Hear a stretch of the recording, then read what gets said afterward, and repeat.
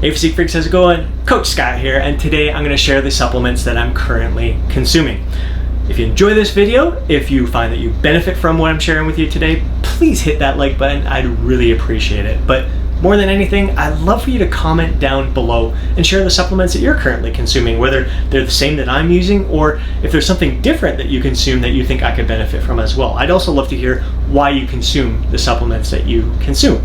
So we're going to kick things off. The first supplements that I take throughout the day is vitamin D3 and fish oil. So I take the two together because D3 is fat soluble, so combining it with the fish oil helps it absorb into your system faster. So right now it's springtime, just about summer. I'm getting a ton of daily, so usually keep it to about 1,000 to 2,000 IUs of vitamin D3. Fish oil, I take about two capsules of this triple strength fish oil here, which is close to 3 grams. Now, in the past, I have gone through stints where I bumped it up to 4 to 6 grams of fish oil, mainly because that's what the dose they used in the research that showed an effective response for fat loss and muscle building. But a lot of it is diet dependent as well. If you've watched my video on my favorite high protein snacks I consume late at night, most days I'm consuming smoked salmon. So I'm getting some fish oil from that, and I also consume salmon and other fish throughout the week too. So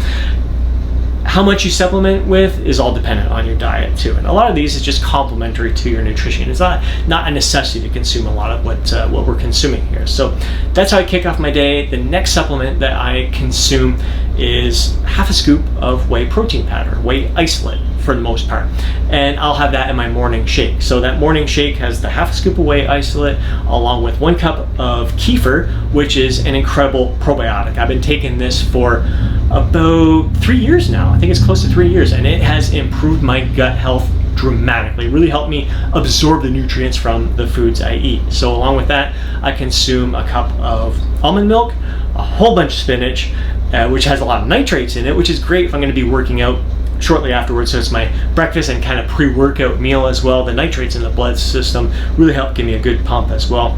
And I usually have a banana with that too. So whey protein, half a scoop. That's the second little supplement that I have here.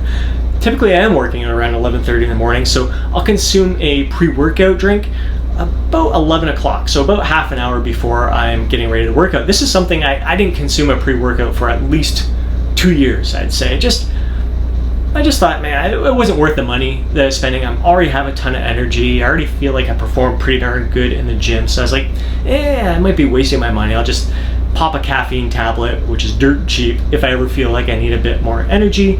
And a lot of times I found that the doses in a lot of the pre-workouts out there, it didn't have the recommended dose that's been proven to be effective throughout the research.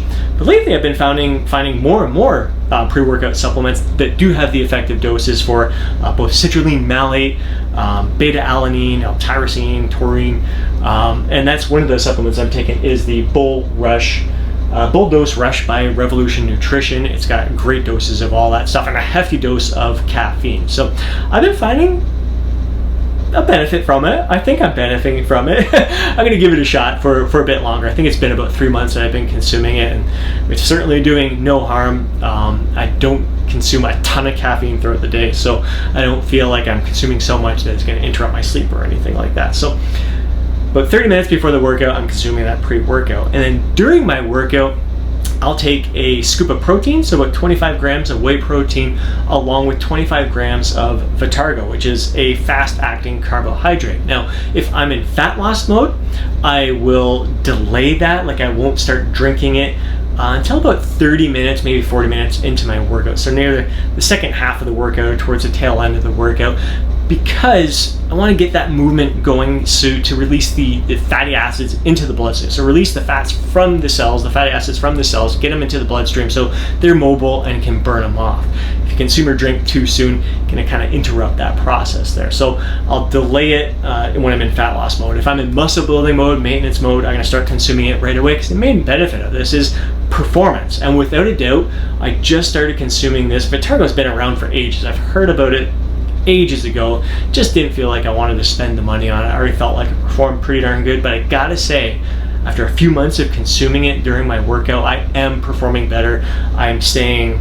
My energy and performance is staying consistent all the way through the workout. But the other benefit of consuming a carbohydrate during your workout is to reduce your cortisol and to kind of reduce the amount of muscle breakdown that occurs. So you do want, like, some cortisol spike is going to happen, but this is going to help reduce it. It's going to keep it down, and you definitely want your muscles to be breaking down during the workout because that's how you build and grow.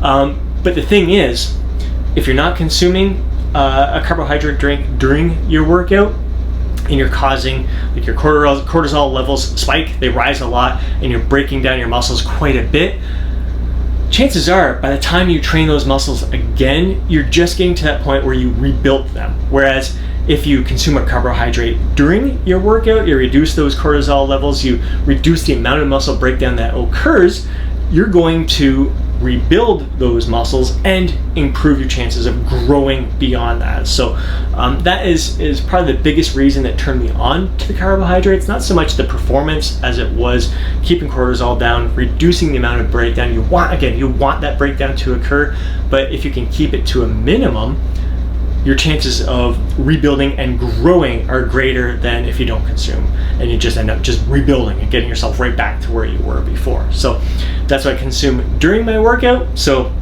I use my shaker cup, have the pre-workout, as soon as I've done that, I'll make the shake that I'm gonna have during the workout in that same shaker cup. Then I come home, and in that same shaker cup, immediately I will put 5 grams of creatine in there. So creatine is, again, I went about 2 years, maybe even 3 years, where the only supplement I was consuming was whey protein powder.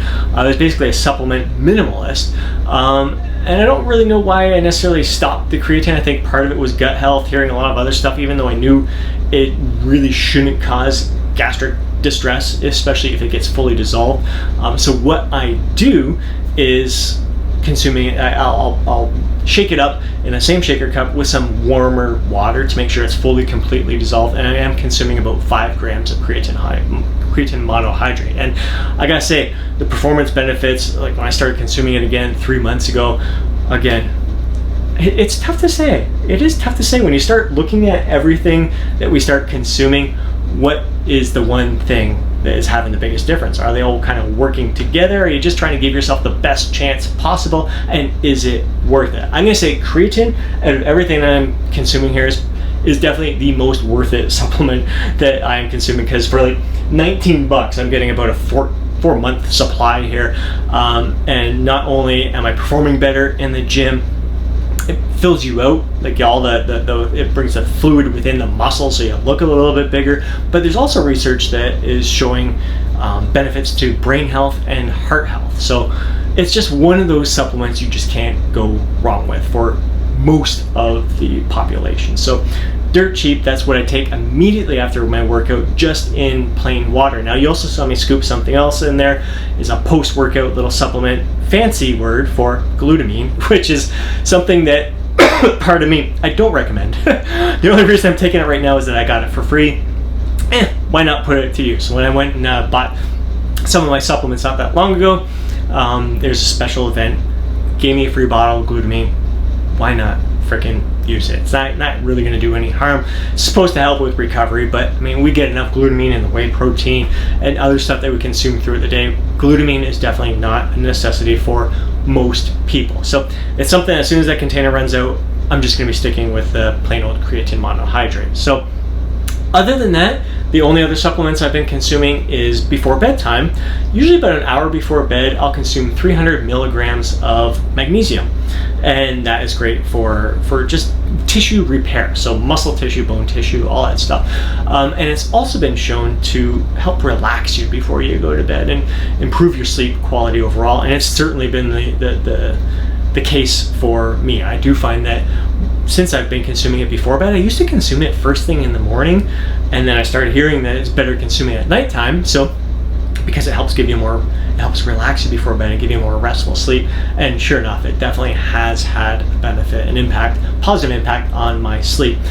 Occasionally I'll consume melatonin, if I just 5 milligrams of that, if I find that my sleep quality has been suffering a bit but I just kind of use it to help get me back into my regular sleeping routine patterns, which is usually pretty consistent for the most part to begin with. So I don't find I need to use melatonin all that much, but it's there. if I do find that my sleep is suffering a little bit. So those are the supplements that I consume. Again, do you need it? No, you don't necessarily need supplements, but they can have some sort of benefit to you. I find a lot of it is performance-wise in the gym. I have been performing better. I'd say mainly from the carbs and the creatine. Pre-workout, I'm not so sure how much of an impact. It's going to be so tough to tell what any of these, the benefit that you're experiencing from them. But if you can experience a better performance when you're consuming some of these, then that can definitely be worth it. You perform better in the gym, you're going to get some sort of impact from that, some sort of benefit from that. So it all depends on what you want to spend your money on and go from there. So hope you enjoy this footage. Hope you benefit from what I share with you today. I would love to hear from you down below in the comment section, sharing the supplements that you consume and why you consume the ones that you do. And if you like this video, please hit that like button. I'd really appreciate it. And I have a free gift for you. If you're over 40 or even close to 40 and you want to get jacked and you're looking for how much you should be eating, how to train, I've got a free guide for you, Jacked After 40. You can download it right next to me here. And I'm sure you're going to enjoy it. And again, I love to hear from you. Once you download it, once you go through all that information, sharing your feedback and insights into that. I will catch you in the next video. Have yourself an absolutely amazing day. This week kicks off 121 days in a row that I have committed to uploading to YouTube. That is the bare minimum. I plan on uploading daily for the long term here. So if you have any topics that you want me to cover, please share them down below and I'll be more than happy to record them in upcoming videos. Catch you soon.